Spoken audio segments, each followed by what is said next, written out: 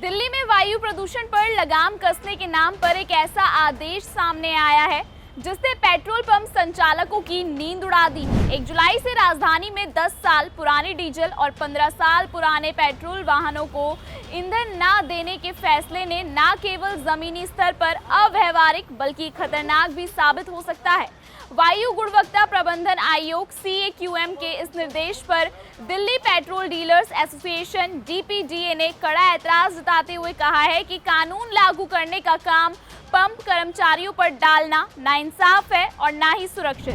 ऐसे में सवाल उठता है क्या प्रदूषण नियंत्रण की यह कोशिश आम कर्मचारियों की जान और जरूरी सेवाओं की कीमत पर होनी चाहिए?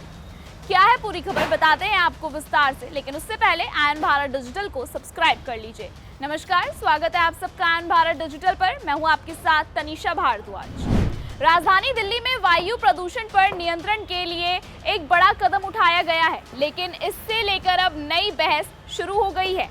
वायु गुणवत्ता प्रबंधन आयोग के निर्देश के अनुसार 1 जुलाई 2025 से 10 साल से अधिक पुराने डीजल और 15 साल से अधिक पुराने पेट्रोल वाहनों को पेट्रोल पंपों से ईंधन नहीं मिलेगा। इस आदेश पर Delhi petrol dealers association DPDA ने गहरी चिंता जताई है और इसे व्यवहारिकता व सुरक्षा दोनों के लिहाज से खतरनाक और अव्यवहारिक बताया है। CAQM के निर्देशों के अनुसार दिल्ली में 1 जुलाई 2025 से और NCR के अन्य जिलों में चरणबद्ध रूप से 1 नवंबर 2025 गाजियाबाद, गौतम बुद्ध नगर, गुरुग्राम, फरीदाबाद, सोनीपत और शेष NCR में 1 अप्रैल 2026 से यह नियम लागू होगा। इस आदेश का उद्देश्य है कि उम्र पूरी कर चुके वाहनों ELVs को ईंधन देना बंद किया जाए ताकि वायु प्रदूषण में कमी लाई जा सके। लेकिन पेट्रोल डीलर्स का कहना है कि ना तो उनके पास परिवर्तन का अधिकार है और ना ही संसाधन, जिससे यह सुनिश्चित किया जा सके कि कौन सा वाहन प्रतिबंधित श्रेणी में आता है और कौन नहीं। DPDA ने इस संबंध में परिवहन मंत्रालय को पत्र लिखकर 3 प्रमुख मुद्दों को रेखांकित किया है। परिवर्तन की स्पष्टता, कर्मचारियों की सुरक्षा, डीलर्स पे दंडात्मक कार्रवाई को हटाया जाए।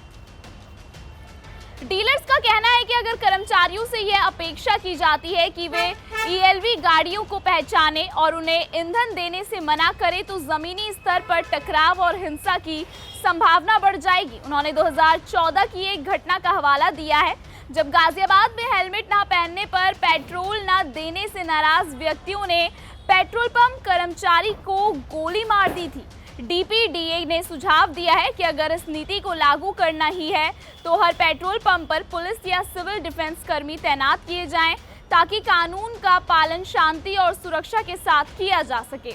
आदेश में उल्लंघन की स्थिति में डीलर और कर्मचारियों के खिलाफ कानूनी कार्रवाई और गिरफ्तारी का प्रावधान रखा गया है, जिसे एसोसिएशन ने अव्यावहारिक और अस्वीकार्य बताया है।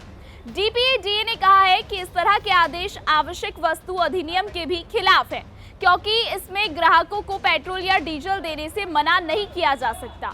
डीलर्स ने यह भी आरोप लगाया कि इस निर्णय को लागू करने के लिए कोई स्पष्ट SOP नहीं दी गई है, जिससे हर पेट्रोल पंप कर्मचारी भ्रम की स्थिति में है। वे ना तो तकनीकी रूप से मुसज्जित है और ना ही उन्हें इस प्रकार का कोई परीक्षण मिला है कि वे वाहन की उम्र की पुष्टि कर सकें। DPDA तर्क है कि जब NCR एक समान क्षेत्र है तो इस आदेश को भी एक समान रूप से लागू किया जाना चाहिए। चरणबद्ध क्रियान्वयन से ELV वाहन अब दिल्ली की जगह आसपास के शहरों की ओर रुख करेंगे, जिससे न केवल प्रदूषण वहीं शिफ्ट होगा बल्कि ये नीति अपना प्रभाव भी खो देगी। डीलर्स की मांगे, आदेश को लागू करने से पहले मंत्रालय के साथ संवाद, स्पष्ट SOP जारी की जाए, पेट्रोल पंपों को परिवर्तन एजेंसी ने न बनाया जाए, दंडात्मक प्रावधानों को हटाया जाए, सुरक्षा के लिए पुलिस तैनाती की जाए। राजधानी में प्रदूषण पर लगाम लगाने की मंशा चाहे सही हो, लेकिन नीति के क्रियान्वयन का तरीका यदि अस्थिर और असुरक्षित हो तो वह सिर्फ विरोध और अव्यवस्था को जन्म देती है। पेट्रोल डीलर्स की मांगे यथार्थवर्ती हैं और सरकार को इस पर जल्द स्पष्ट दिशा देनी होगी, वरना 1 जुलाई के बाद राजधानी में पेट्रोल पंपों पर टकराव और तनाव की स्थिति बन सकती है। फिलहाल इस खबर में इतना ही। इस खबर पर आप अपनी क्या राय रखते हैं कमेंट सेक्शन में हमें जरूर बताइएगा। ऐसी तमाम खबरों को लगातार देखने के लिए बने रहिए आयोन भारत डिजिटल के साथ।